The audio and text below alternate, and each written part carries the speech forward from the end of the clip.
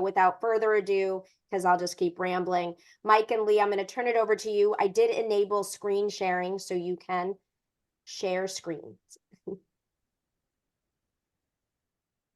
Hi, Mike. Do you want me to share my screen? Yeah, sure. Go ahead. Okay.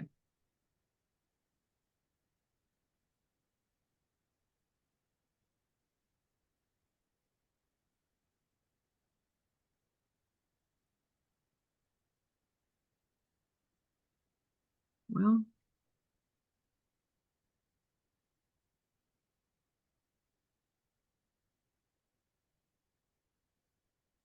And I, you know me, I'll fill silence. Silence around with 25 people freaks me out. So I just was able to attach the PDF with the really great status update, not just of the priorities, but where we are with each of them. So you should have that in the chat.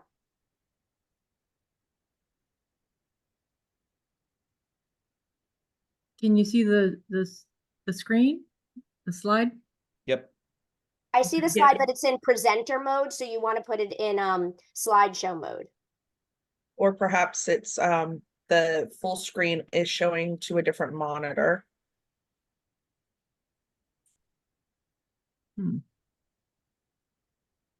Oh, so you'd be able to see all the speaker notes. Yes. Yes, precisely. Okay, hang on a sec. Well, maybe I can't. Hang on. Which I never understood that. And I did PowerPoint presentations for a really long time. I never caught there was a speaker notes. So I always would have it up and then I'd have my piece of paper, which I liked because in case it went down, but I still have never used, I mean, I use speaker notes, but then I print them out. I never realized there's a way you can do it and the people can't. So there you go.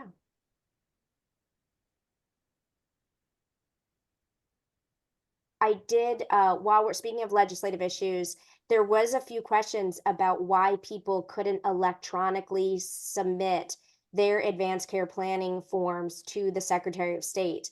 And I was like, because the bill hasn't passed. And so it's amazing to talk to people kind of who are doing this. And they're like, wait, why can't we upload it? And I was like, right now you have to, you know, give a physical copy. So it is interesting to talk with people and not realize there are these legislative barriers. That looks good. If you just click the slideshow button, it looks good. I think if I slideshow.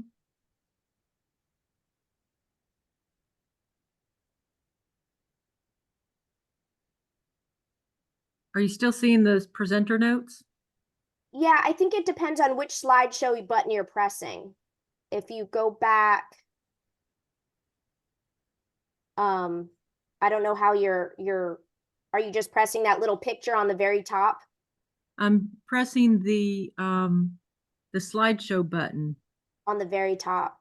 on the bottom. Oh, if you look at the top of your screen, there's a slideshow button, kind of go past autosave, go all the way up, and there's that cute little box with an arrow. See if, oh, all the way up to where you're, and then go to the left. Yeah, right there. Press that one. This is fun.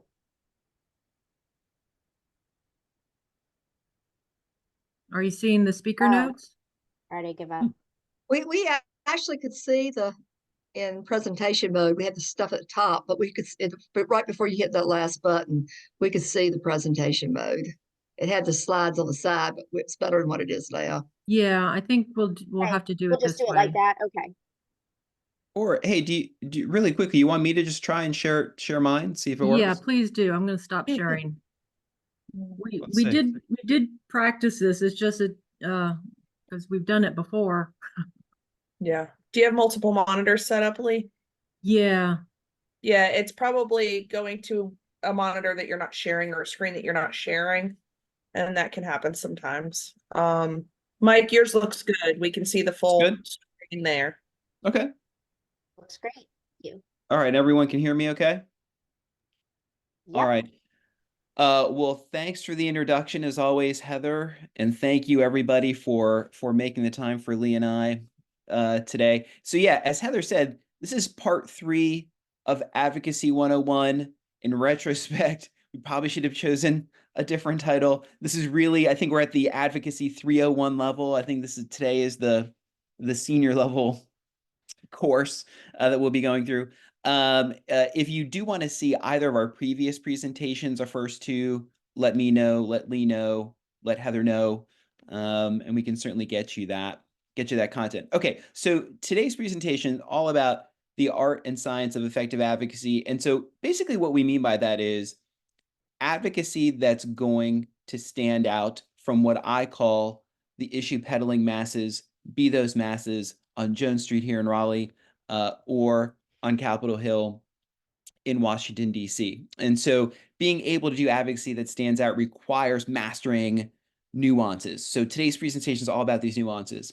So you'll hear me talk about kind of the science aspects of this, which is focused on how you manage and target your resources, as well as how you track your results and the adjustments that you should be able to make based on those results. Lee is going to talk more about the art, particularly the art of executing advocacy tactics. Because again, all those issue peddling masses, we're all doing the same stuff. We're sending the same emails, making calls, the letters, the meetings. So how do you execute those tactics in such a way that your legislators remember you? Okay, so that's what we're going to cover. This slide, basically what I just said in agenda format. So I'm going to start off on the science piece with legislator targeting. I will turn over to Lee, who will run through the art of the advocacy tactics. I'll come back at the very end and talk about the science behind tracking impact. And of course, we'll always leave time for Q&A. Please feel free to drop questions in the chat throughout as well. All right. So with that, we'll get into the science of legislator targeting. And this slide, I think, is the most important slide that I have in this deck, this interest and influence matrix. And this is a model, this is a legislator targeting model that's designed to help you organize your thoughts and basically be able to visualize your public affairs approach. I use the term matrix on the slide. It sounds more thought leadery that way. Frankly, the reality is, to me, I view this as a public affairs chessboard. I really think it helps you organize, visualize, and make adjustments. And so this is all about this is an issue specific matrix. So you should be able to do one of these for each issue that your organization is working on. As you can see, we're looking to plot legislators on this matrix based on this intersection of interest in your issue and their influence, in other words, their ability to turn a bill into a law. Okay, so what would signify increased interest? Well, typically legislators with more interest in your issue, they're going to be on a committee of jurisdiction pretty typically, but it could be an issue that affects them personally, right? Which may be more relevant for us. We've got legislators who are also caregivers outside the legislature. Could be something they work on professionally or affects a friend, right? So all those kinds of things affect interest. And then influence, right? Typically comes down to chamber leadership, or leadership of or membership on a key committee. It could also be a legislator whose vote means something to a block of voters, right? So maybe how that legislator votes affects 12 others or 15 others, right? So makes that person or that legislator more influential. So all that affects what we have there on the x-axis for influence. Okay, so based on the intersection of these two things for your issue, we create quadrants, okay? And so I'm going to start and run through each quadrant. The top right, the highly influential, the highly interested. These are the legislators that can make it happen, right? That can turn our bill into a law. This is the classic spot where you want to make sure that you have your public affairs, advocacy, lobbying resources dedicated to help make sure that these folks come through for your issue, right? That's kind of the starting point. Next quadrant, lower right. So highly influential legislators don't have a lot of interest in your issue. This is where educational resources really come into play. And a lot of times that's getting advocates in front of the legislator, telling their story. So not only providing issue education for that legislator, but helping them understand how the issue affects their district, right? And so this effort is really all to get them from this quadrant here in the lower right up to the top right. Okay, so the right side of this matrix, you can tell, is kind of where more of the action is.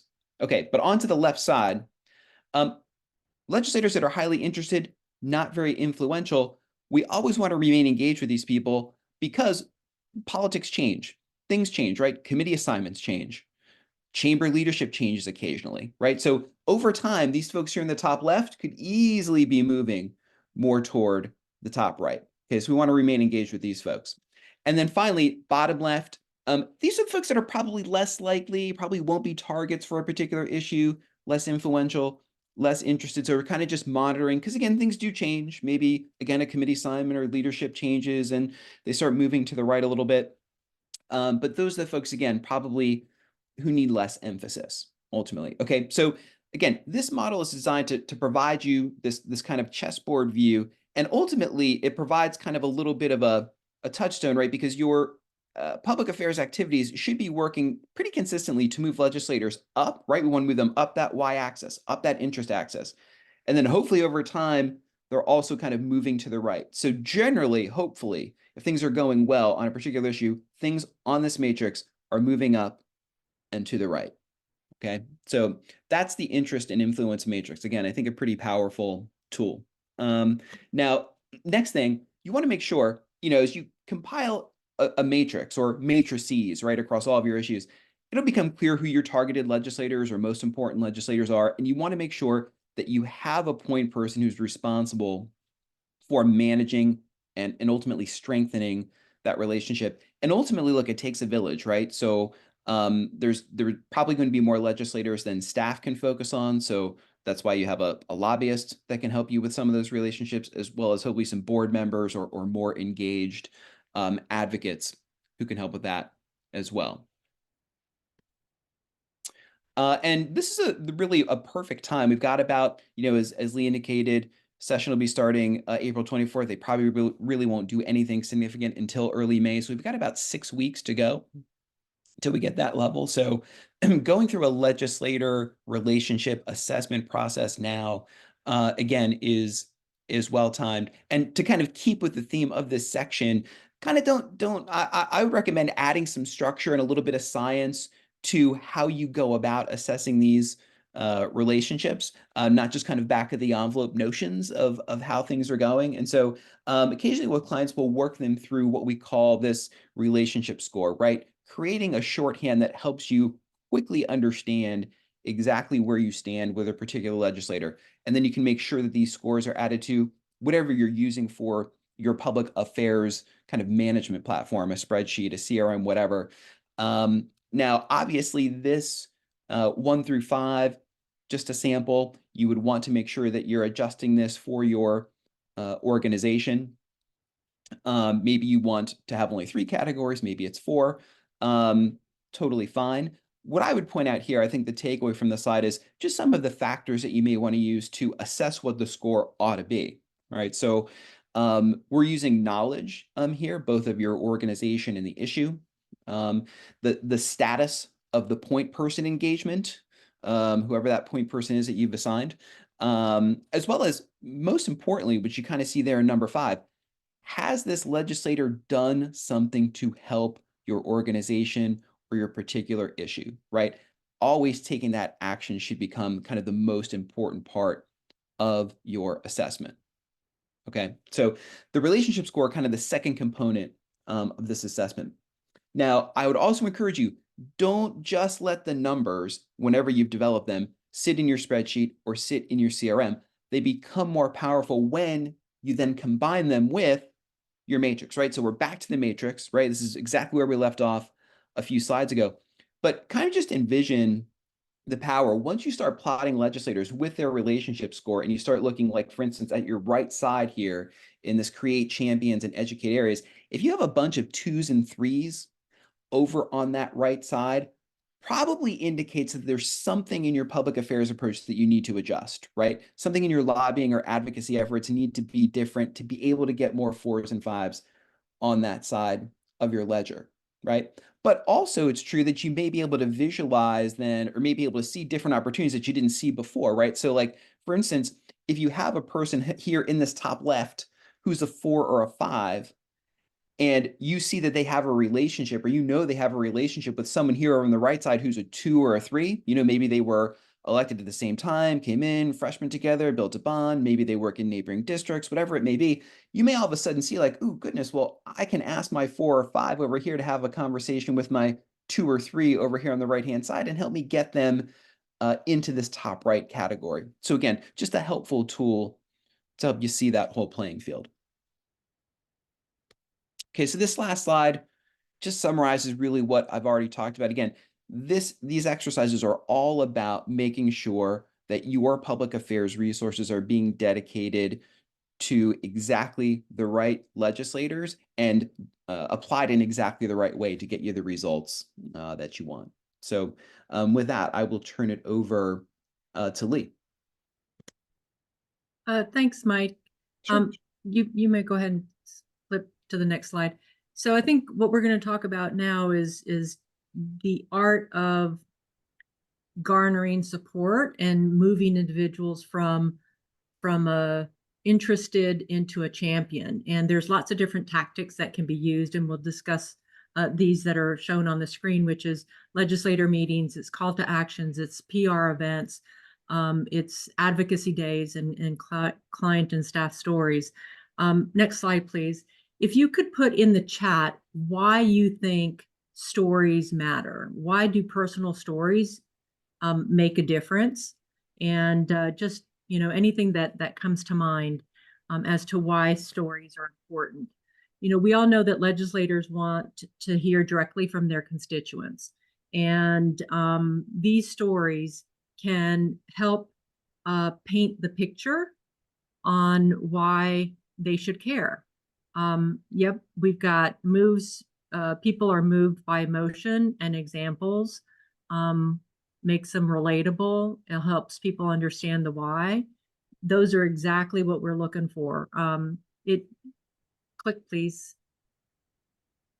It makes stories more credible and authentic. And if someone can share their lived experience, then it comes across as this is why you should care about what we're talking about, whatever that issue is. Stories do move people into action, and it's really important for legislators to see that. Yep, I like validates the problem that are really problems, and moves them back into action. I'd like to move to the next slide and just focus on how you curate those stories, and we apply the CARE method. First click is choose the right individual, right? We want to make sure that the individual that will be carrying the message is actually painting the picture that we want, that it aligns with the priority, it aligns with what we're trying to garner support on.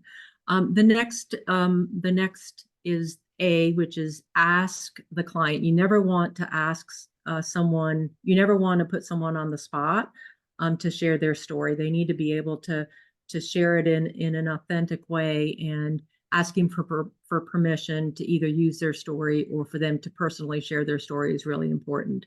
The R is for ready. You need to make sure that these individuals are ready, whether it's an advocate or a client. They need to feel prepared to communicate their lived experience.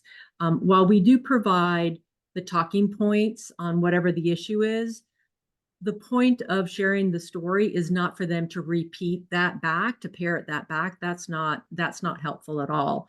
But for them to understand what the focus on, and then be able to relate their personal perspective on what on you know what that issue means to them. They could do that by answering, you know, what would happen if the direct care worker doesn't show up? What does that mean to me? What's the value of care in the home? Or whatever your organization's issue is. So make sure that they're ready to share that story in a real, authentic, and personal way. A lot of times individuals don't feel that their story is meaningful or unique or special, and that's where our role comes in, to really communicate that yes, it is important for legislators to hear directly from those impacted by whatever the challenge or the issue is. And then the last is E for execute. We just want to make sure that individuals know that, you know, the execute part, they don't have to be perfect. In fact, it's a lot more authentic if there's little glitches along the way, because it shows that we're all human, and we just need to communicate that story to, you know, to the legislator. So we tend to use this method is to try to garner that story that can communicate to the legislator. Now we'll move on to the next slide and be able to work with legislators on how we're actually going to use the story in different settings. And this is legislative meetings. We all know that, you know, these meetings are really important because it helps legislators hear directly from their constituents, and hearing from a constituent helps the legislator make informed decisions on whatever issues there are. These meetings typically last anywhere from 10 to 20 minutes. I would be prepared to do it in 5 because sometimes legislators are super busy and they get called away for last minute votes or other committee meetings. So, you know, while you may have 10 to 15 minutes, be prepared to share that story in as little as 5. Whenever I'm organizing a meeting, and it can either be something in Raleigh in their office at the General Assembly, or it could be at the coffee shop back in their district, or in my office, asking them to come. It doesn't matter what the location is. I always want to make sure that there's some structure around the meeting. Scheduling, I pick up the phone, call their legislative aide, and try to schedule the meeting. Often they will say, send me an email, which is fine. In that email, you kind of reiterate why the meeting is being scheduled, who they're going to be speaking with, and on what topic. And a lot of times I'll say I only need 10 to 15 minutes of his or her time. Once the meeting is scheduled, then preparing is really important. And there's 2 aspects of this. First, you have to prepare yourself to know what the issue is, what you're going to be talking about, what you want to get out of that meeting, and come with your materials, your stories, your ask. And so prepare yourself, but then you also need to prepare to know who you're talking to. Is it already a champion? If this individual is already a champion, you don't need to spend a lot of time on the why. You just need to get into the more of the details. If it's a brand new legislator who hasn't a clue of the issues that your organization or your issues, then you may need to spend some more time laying the foundation.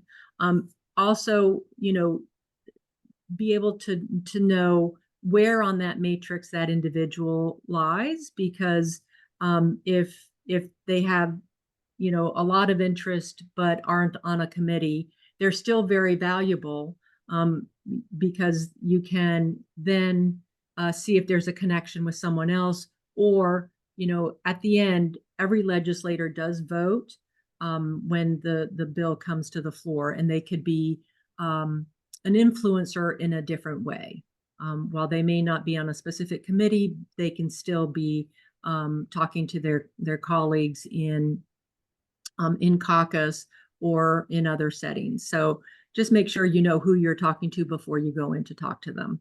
And then during the meeting, you know, I think if you're going to go in with a group of 2 or 3 individuals, make sure you know who is planning to do the introductions, who's planning to present the issue, who's going to be asking for their support, who's going to be sharing that story, so that the meeting can flow. It's not that it needs to be scripted and very rote. Meetings will evolve very organically, but having kind of an idea of who's going to do what before you move in is important, so you're not talking over one another. And it's always good to have everyone in the room have a role to play, whether they're the ones sharing their story or the facts and stats. I also make sure I assign someone to take the picture, because those pictures are so important. And then after the meeting, always follow up.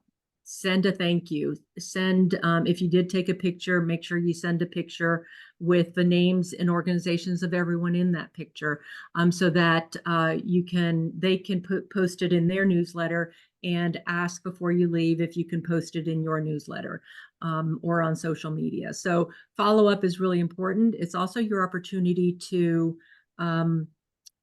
provide answers to questions that you weren't able to answer during that meeting.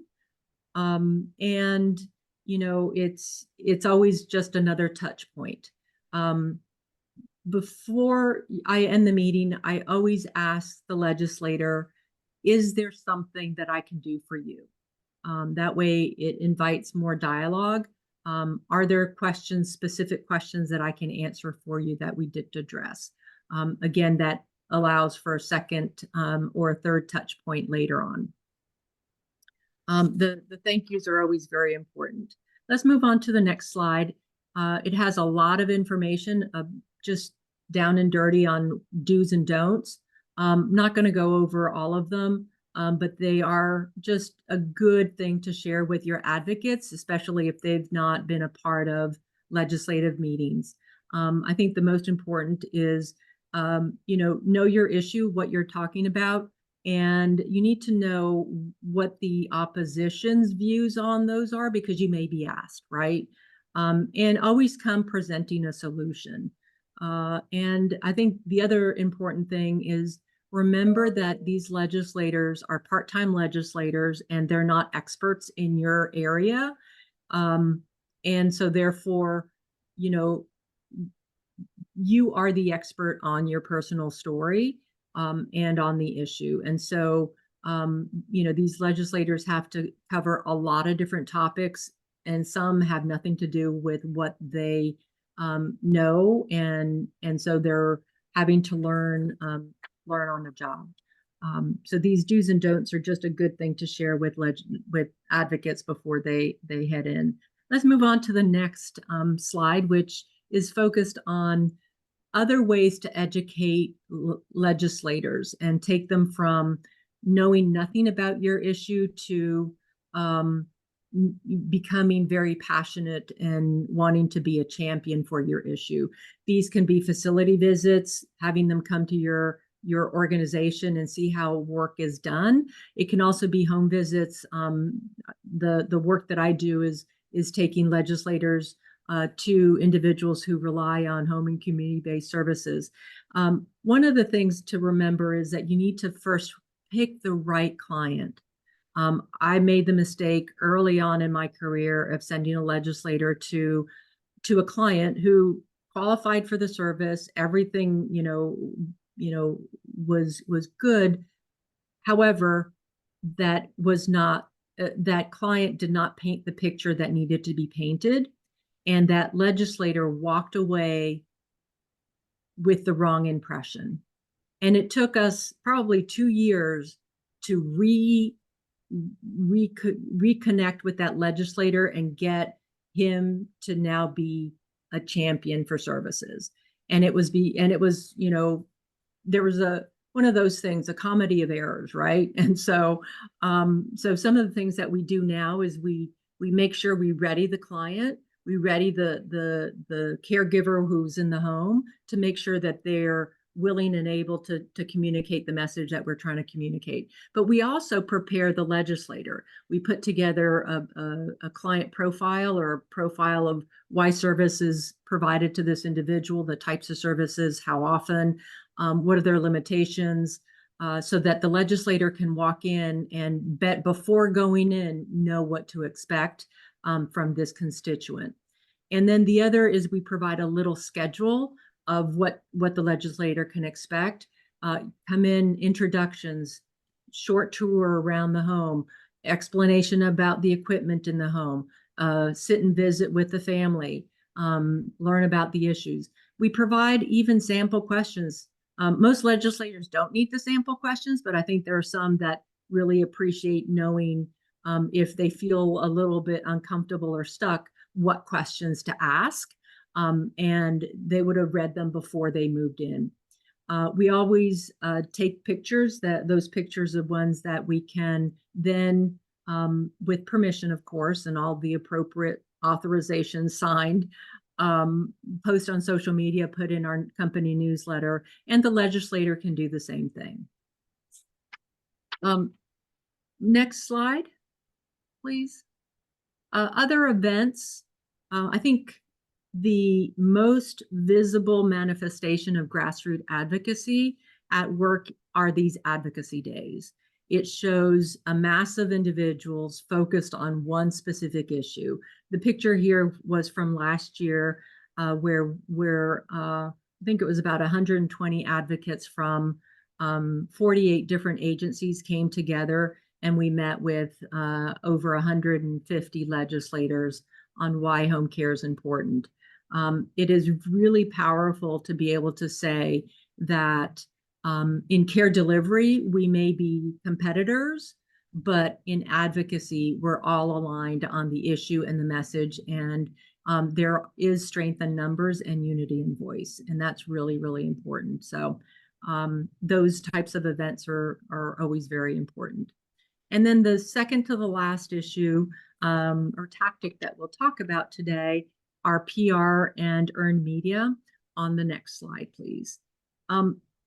Your organization doesn't need to have a very sophisticated social media plan or PR plan, but making time for these specific things will help you coordinate your efforts around a campaign, right? So if you did do a home visit with the legislator, or they came to your office, or you met with them in their office, make sure you post it on social media. Met with, legislator or Senator Adcock, on the value of home care, and great conversation. I mean, it doesn't have to be, all of your points in one little post, but posting things not only increases visibility, but it also connects with that legislator because they like positive posts as well. If you're in the rural communities, sometimes it's easier to get something posted or published in a local paper. Pitch ideas to them. Do you have a brand new training center? Are you opening up a new office?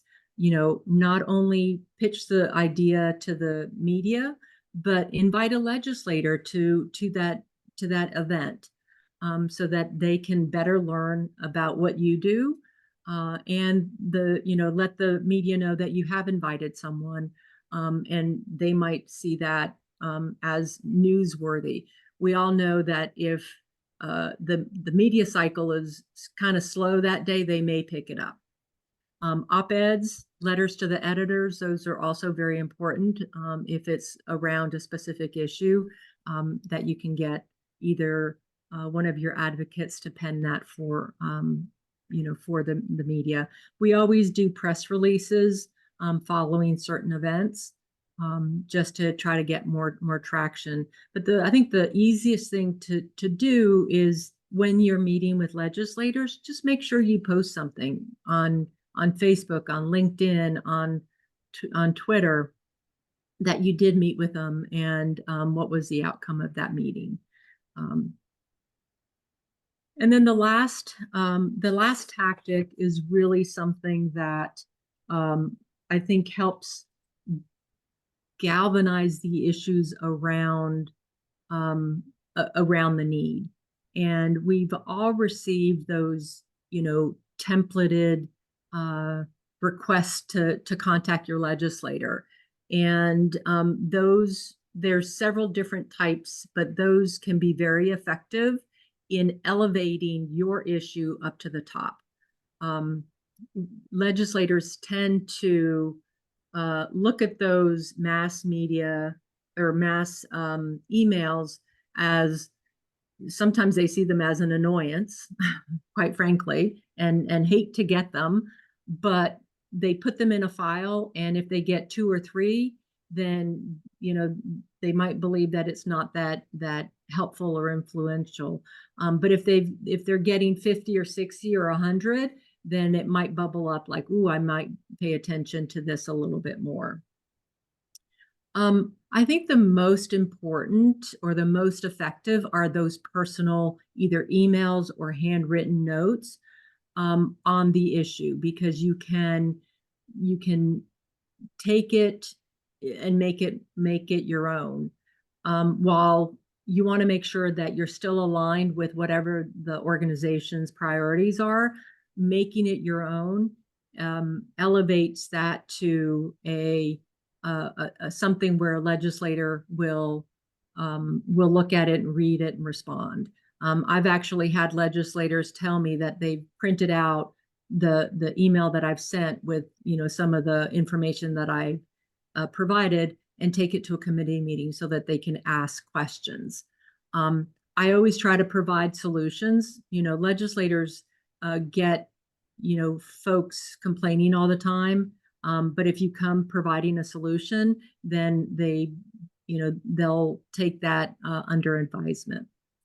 I think we've gone over a lot of different tactics, from home visits to advocacy days, capturing the stories and using them, and notes of letters to legislators, as well as thank you notes. All of those together can work to move an individual from one quadrant to another, if it's done in a coordinated way. Now I'd like to turn it back over to Mike to bring us home. Excellent. Thanks, Lee. Oh, there we go. Okay, so I'm going to just wrap up with this quick section on the science of tracking impact. My disclaimer statement for this section, as we'll talk about a few different advocacy products here, I have no financial interest in any product. So let's keep that in mind here as we go through these preceding slides. Okay, so the science behind tracking comes down to making an investment in what we call an advocacy CRM, or an advocacy constituent relationship management system. So some of you your organizations may have advocacy CRMs. That's great. Some of your organizations may have association CRMs that help you manage your organization. So if so, it's the kind of the same technology with a kind of a different feature set. But this all comes back to the reality that your public affairs program, your advocacy, your lobbying, it's really an exercise in communications management, right? And you're going to have communications going out to your advocates to educate, to keep them informed. Occasionally, as Lee just went through, right, you're gonna be mobilizing them to talk to legislators. That's going to be on top of your staff talking to legislators, your lobbyists talking to those legislators. So all of these things add up to a lot of information. And so, we get all the time when we talk about advocacy CRMs, a lot of folks think that it's just there to make sure that you can send your emails efficiently and effectively, which it is. That's part of it. We'll get to that. But really, the value of the CRM is taking all this information and helping you translate it into impact, right? It's going to show you, because it gives you the ability to track and to organize, it's going to show you where you're being effective and where you need to do a little bit more work, maybe where things aren't quite where they need to be. Now, another thing that we get pretty frequently is that the advocacy CRM is just simply too expensive. It's just not going to fit budget. So what I would say in those cases, in none of these 3 presentations to this point have I used the words "I promise," but I promise you that there is a platform, and I'm just going to put a few of the logos for the various platforms in this space here on this slide. There is an advocacy CRM platform at a price point that you can afford, I promise you. And that platform is going to help make your organization more effective and more efficient happy to answer questions about it if anyone has them after the presentation. So don't let budget stand in your way. And in terms of functionality, again, kind of at base level, the most important thing, just making sure that you can see how many of your members or your advocates are in specific legislative districts, right? That's the basis of influence, right? How many people do I have in that district? So that's kind of the base feature that the CRM is going to provide. Then on top of that are all of these communications features, right? Convenient ways to get to your advocates, sending them emails, sending them texts, and then campaigns to be able to mobilize, right? And mobilize across channels. This is where the platforms really compete with one another to be able to give you that flexibility to communicate with legislators via email, to be able to create petitions, to be able to manage phone call campaigns, to be able to communicate with them if they happen to be active on social media through social media channels. And then, of course, being able to take all this information that gets generated across all these communications channels and sum it all back up in one spot in the CRM so you can see exactly how well you're doing in each channel and with each audience, right? And you can then start to, really get a handle on as you continue to use this year after year, campaign after campaign, issue after issue, all of that information builds up and you can see trends, and then you can start to see how you can maybe start to segment your audience, right? There's going to probably be a group of advocates that are more interested in a particular issue. So you can make sure that those folks are getting more information on that particular issue. You're also going to start to see legislators, how they react, who's in your corner. And so back to the question maybe that you had before, well, where am I going to get the information to be able to create an issue and interest matrix or to create a relationship score? This is the perfect source for all of that information, as you use it over time, because it will become more valuable. So I'll wrap up with this. Really, to me, using the CRM is about creating this virtuous cycle, right? Because again, you're going to have all these communications that are going to advocates, that are going to legislators, okay? That creates these points of engagement, right? This is the information that gets built up that you can track and that you can monitor. And that's really going to be showing you how adept you are at building relationships. And you guys have probably heard me say in past presentations that, in my opinion, relationships with legislators are really the only political currency, right? To me, that's the main determinant of whether you are going to be able to be successful in your public affairs program and on your issues. And as you determine what's working and what's not working to build those relationships, you're going to feed that back into your communications, and your communications moving forward are going to be that much stronger. So with that, we'll wrap up. Thank you all very much for your time and your attention, as always, and we're happy to take any additional questions. That was wonderful. So helpful. I was busy taking notes. I have a quick comment in the do's or don'ts, which is the 3 times I did it. Do be prepared for cramped quarters. I have gone in with a little bit of group. Each time I've done it, I think I've had 4 or 5 people, and I'm always surprised. We're smushed into a tiny room or in a hallway standing. And so I would say that, and have, these are things that I was messed up with. Have your materials ready to go. I come in with a big bag, and then I'm like, wait, which, you want a toothpick? As I'm trying to find the sheet that I had perfect, it's it moves so quick. So I know I need to work on being smoother and having the document ready to go, and be comfortable with the weird stimulus of meeting with 3 people around and people coming in. And so, yeah, or in some cases, not even being able to be in an office, just having to do the meeting in a hallway.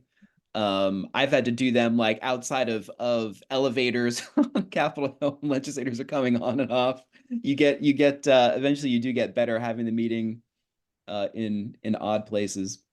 yeah. Other questions or comments, do's or don'ts you're seeing from the chat. Sorry, and thank you. This really, your expertise, and I love the general nature of it, though. I'm thinking okay, who would I put? I think the one thing that I always like to do is send a handwritten thank you note. I think legislators don't often get them, and that carries a lot of currency. And I also thank the legislative aid, because often they're the gatekeepers and they don't get much appreciation. So I'll send them something separate, because, you know, getting in to see the legislator sometimes takes a lot of coordinating. So those, don't underestimate the issue of thanking someone. Yeah, I think hey, it's- sorry about that. I just switched to my phone. Something's wrong with my computer microphone today. But yeah, thanks for that, both of you. I thought that was very good, and I love the mapping exercise, Mike, as far as really focusing efforts where it matters most. Those stories, Lee, are so valuable and something that you know, ARP personally struggles with a little bit. So how have people authorized you to share those with others, or just for your own purposes, or how can we as a collective group use those stories? So I know that our organization, Hearts for Home Care, does get authorization to use those stories in our campaigns, and many of them are on the website. We've contracted with this company called Countable, and you can go right on the website, and on that website, the individual is giving authorization to use their information for advocacy efforts. I know that the We Care initiative, I believe it's the We Care initiative, did some wonderful stories that have been used on caregiving, and I think those are available as well on the coalition. They're actually posted on the Serious Illness Coalition site. Okay. Okay. Um, Yeah, and then the other question really is maybe for the group at large. I think too, a great opportunity not only is when people are in office, but when they're running for office. And so now it's just really a great time for, you know, caregivers to show up at campaign events and other things to really ask those questions. And so perhaps, you know, we could develop a list of appropriate questions too that volunteers may ask if attending any candidate events. Yeah, 100%, Steve. That's an often overlooked tactic. Like, especially like in some cases, maybe even with like maybe a legislator that's been a little bit harder to reach, or maybe has been a little bit more difficult to move. Um, Asking them the question in a campaign environment where they may feel a little bit more electoral pressure in the presence of other voters. Um, we've oftentimes talked to clients about running campaigns specifically during election time, just to rack up commitments, right? Like to be able to talk about your issue and say, hey, will you commit to helping us on this issue next session? And just racking up those kind of, you know, what amounts of pledges, you know, essentially. But hey, that list comes in handy when you get back to the legislature in the long session in January, and you can start with that list of pledges and work from there. So yeah, those events, if you can, particularly if you can put some, you know, organization behind it, and you've got advocates or staff or whomever like going out to you know, kind of spreading out across the state, that has a big impact. I think one of the key points that you guys both made is that so much of this is about relationships and developing those relationships. And certainly the first time that you have interaction with the legislator is not when you go up and ask. You know, it's building that system up, the education where they trust you as a trusted source of information, things of that nature. Yeah, like I'll always tell people, it's like any other relationship in your life, right? Like you never want to be in a position for your first engagement to have to be asking for something. And these are no different. I think that's exactly right. I'm getting requests both with everything and then privately. And since I'm going, wait, Lee and Mike, there was a request for the slides. And as I think Mary said, it is on the Serious Illness Coalition website. If you go to resources and click advocacy, you'll see the slides of the recording from part 1. Lee or Mike, will one of you send the slides over that was used in December 5th and today's, so Jessica will have it to upload. We'll have this recording, Steve, and I don't know if what recording we have from our in-person session, but we'll make sure that all 3 sets of slides are there.